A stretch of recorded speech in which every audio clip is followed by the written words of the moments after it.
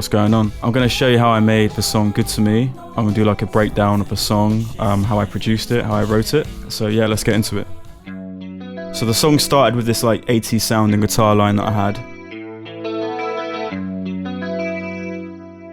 I decided to double up with an acoustic guitar recording, playing exactly the same thing. It definitely brightens up the overall sound of it.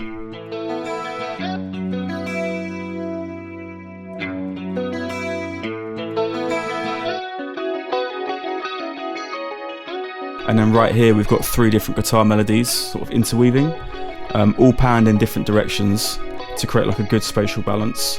And that's the one thing I love about layering and panning, is that you can just flip everything onto its head and like, you know, pan things in different directions and basically change the way that each instrument and melody interacts with one another.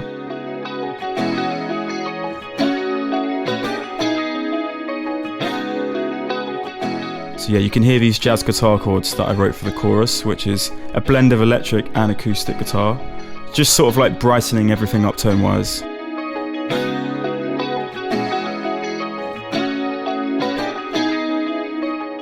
And in terms of mixing, I did some minimal EQing. I added some saturation, some chorus, some reverb, and a little bit of compression too. So with the bass, I decided to keep the bass lines very simplistic, especially in the intro, just because there was so much going on with the guitars. So before I recorded the drums, I was thinking about what kind of drum pattern I would want and how the bass line would sort of like intercept and work with it. I wanted a bass line that would hit hard every time we hear the kick. So if we take a listen, you'll hear how the bass line is mostly just bringing out the root note of the guitar lines, just sort of beefing it out, and also landing where the kick drum would be.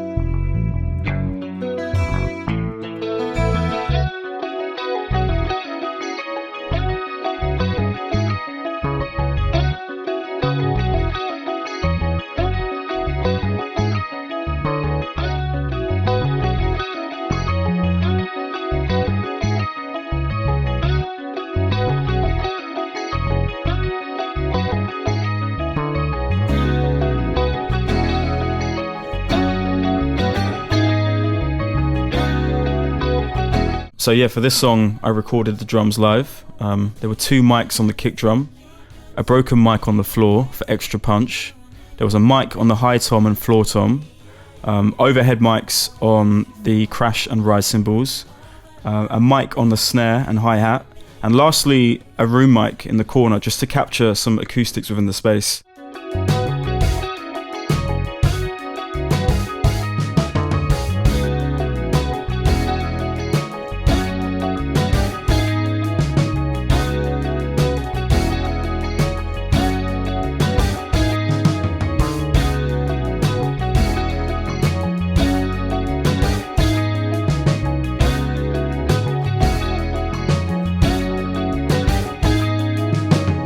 So for this section here, I just want to show you the bass line, the synths and the horns.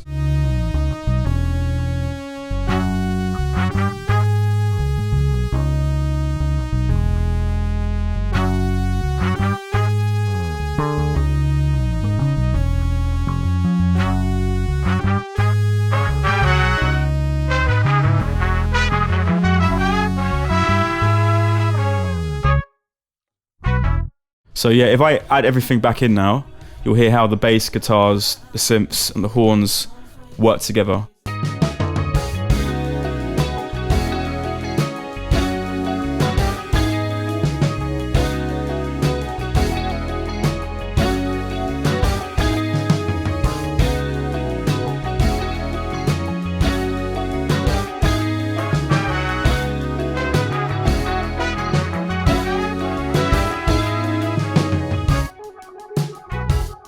So yeah, I made the decision to keep the verse quite minimal here, instrumentally. It didn't need overcrowding because I was thinking, you know, about a lead vocal line that would come through and potentially just shine during this part.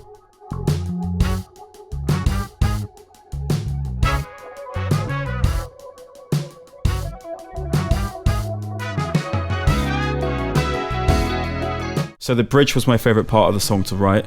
It came to me very quickly, and I just wanted the drums to sort of like change and soften down and let the horns take centre stage.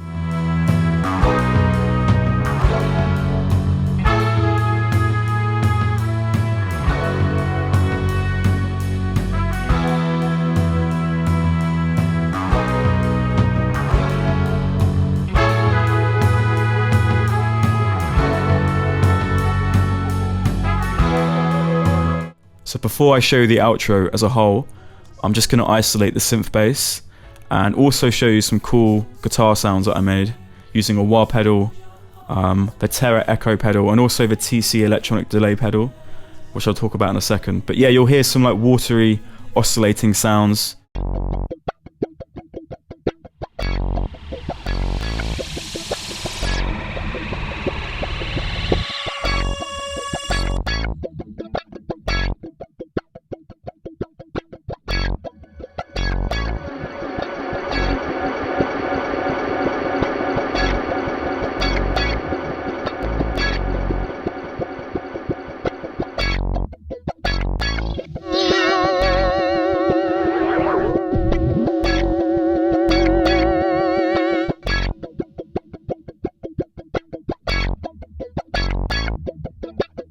So the first pedal that I was talking about is the Terra Echo from Boss, which enables you to freeze notes by standing on it and manipulating the time, the feedback, and just creating like a lot of oscillating swells.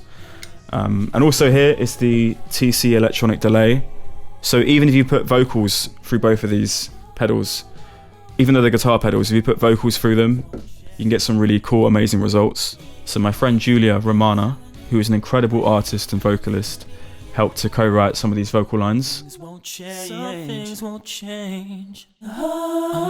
Some things. But I'm going to show the outro section here, and I wanted the vocals to sound very conversational and layered. Some things won't change, won't change. Some things won't change. Some things won't change, won't change. Some things don't change. Some things won't change, won't change. Some things won't change.